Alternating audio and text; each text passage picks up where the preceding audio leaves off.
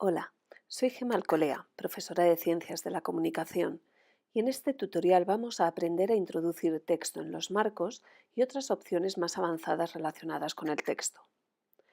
Además de escribir directamente en un marco de texto, se puede insertar copiándolo desde un documento y pegándolo después en InDesign. Al pegar un texto así, podemos conservar algunos elementos de formato. Para esto vamos a Preferencias, Administración del portapapeles y en la zona Al pegar texto y tablas de otras aplicaciones marcamos la opción Toda la información. Pero además podemos arrastrar un archivo de texto desde el explorador de Windows o el Finder en Mac hasta nuestro documento, quedando incluido en un nuevo marco. Además, cuando importamos texto, se puede especificar también el mantener un cierto número de parámetros vinculados al formato importado. En Archivo, Colocar, en el cuadro de diálogo de elección de archivo, marcamos Mostrar opciones de importación. Seleccionamos el archivo deseado y abrimos. Entonces aparecerán las opciones que se pueden configurar en dicha importación. Al arrastrar un archivo sobre la página o colocar un documento, el puntero se transforma y vemos cómo lleva cargado texto. Si clicamos sobre la página, se ubicará ajustándose a la columna en el caso de que exista y hasta el margen inferior de la página. Si se clica dentro de un marco existente, sustituye su contenido. O podemos crear marcos de texto enlazados y colocando el texto de manera sucesiva, manteniendo pulsada la tecla Opción en el Mac o Alt en el PC, haciendo clic y arrastrando o haciendo clics sucesivos sobre las guías de margen o de columnas, pero siempre manteniendo pulsada la tecla Opción o Alt. Cuando importamos texto, podemos guardar un vínculo con el archivo original. Así, si el documento de origen se modifica, podremos actualizar el contenido en InDesign de manera semiautomática. Para crear el vínculo de texto importado, vamos a Preferencias, Administración de archivos y en Vínculos seleccionamos Crear vínculos al colocar texto y archivos de hoja de cálculo. Al importar texto, ahora veremos un símbolo de enlazado en la parte superior del marco y en el panel Vínculos, al que se accede desde el menú Ventana, vemos los vínculos de texto, indicando a la derecha la página en la que está dicho texto. Clicando en el pequeño triángulo en la base del panel Vínculos, obtenemos más información sobre el archivo de origen.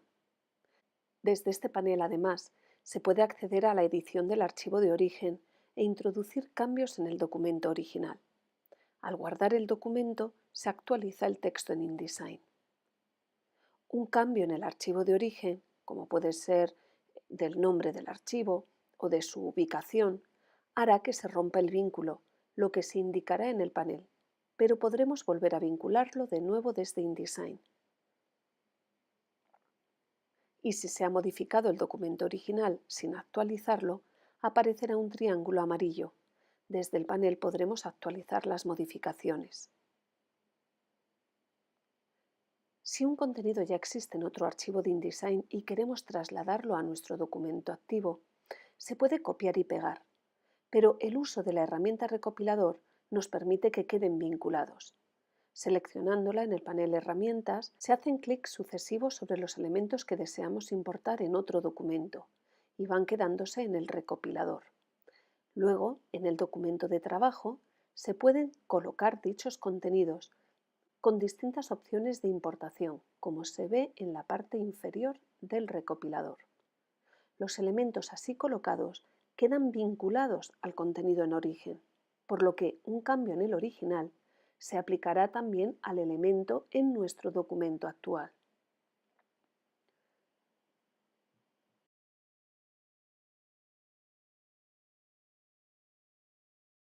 Puede ocurrir que un texto deba estar repartido en varios marcos. Esos marcos están enlazados y ese conjunto de marcos enlazados se llama artículo. Cada marco tiene una casilla de entrada y una de salida que indica si existe o no un enlace. La casilla de entrada del primer marco de la cadena estará vacía y en su casilla de salida veremos un triángulo que indica un enlace con el siguiente. La entrada del segundo y sucesivos muestran un triángulo que indica un enlace con el marco anterior y sus salidas. En el último bloque de la cadena, un símbolo más en rojo nos indicará que hay texto desbordado. Si estuviera la casilla de salida vacía, indica que es el final del texto.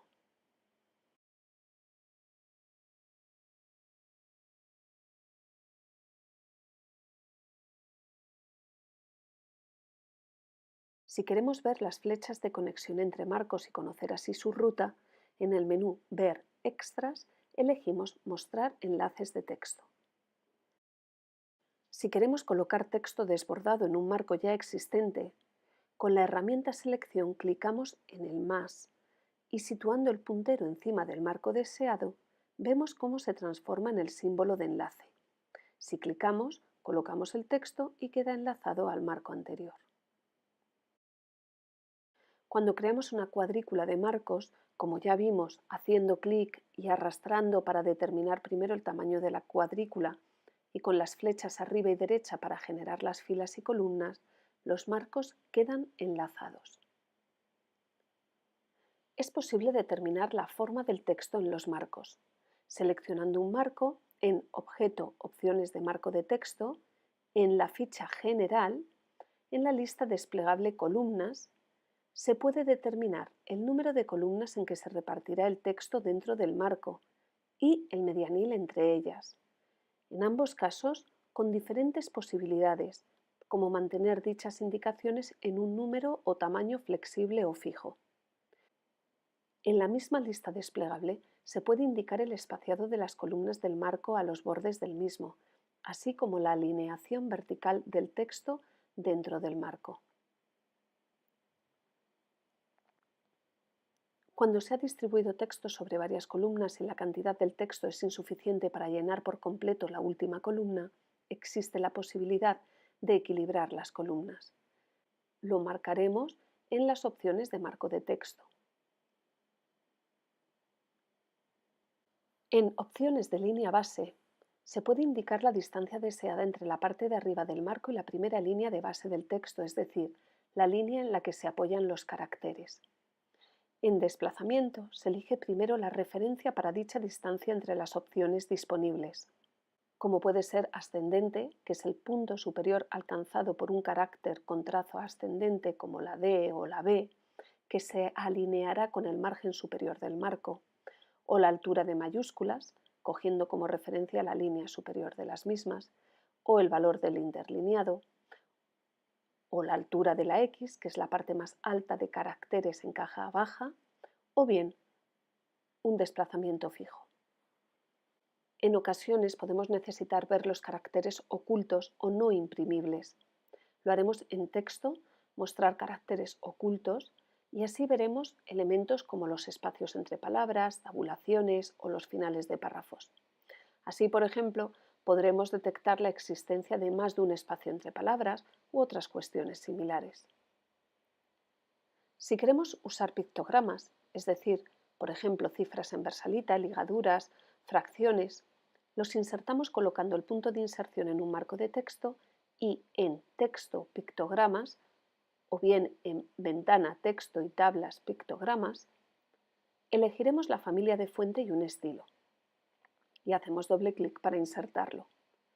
Los usados recientemente aparecerán en la parte superior y además se puede crear un conjunto de pictogramas personalizado de fuentes diferentes, eligiendo en el menú de las opciones del panel Pictogramas Nuevo conjunto de pictogramas, dándole un nombre y luego al seleccionar un pictograma deseado, de nuevo en el mismo menú, seleccionamos Añadir, en este caso ya a nuestro conjunto de pictogramas.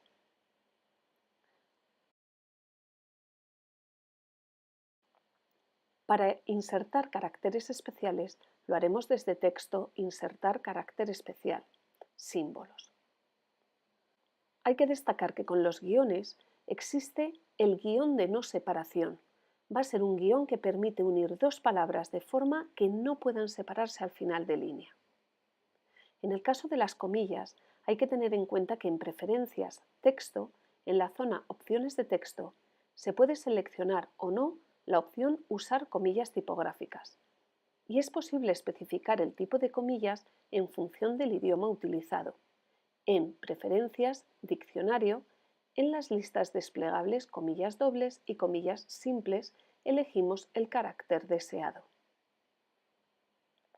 Se puede revisar la ortografía de una selección, de uno o varios artículos del documento o del documento abierto, y estará en función del idioma elegido. En Edición, Ortografía, Revisar ortografía, aparecerán las palabras que el programa desconozca, que podrán cambiarse u omitir el cambio. Además, se pueden añadir palabras al diccionario. La revisión ortográfica dinámica permite corregir errores desde el menú contextual y van a ir apareciendo subrayadas en rojo las palabras mal escritas. Cuando estamos probando una composición y no disponemos del texto para visualizar el diseño, es muy útil insertar texto falso, clicando en los marcos de texto que van a contener el texto falso, y en Texto seleccionamos Llenar con texto falso. Si el marco es demasiado grande o demasiado pequeño en relación con el texto, podemos hacer que se encaje de manera automática al contenido, seleccionándolo en Objeto, Encaje, Encajar marco a contenido o bien con el botón secundario del ratón.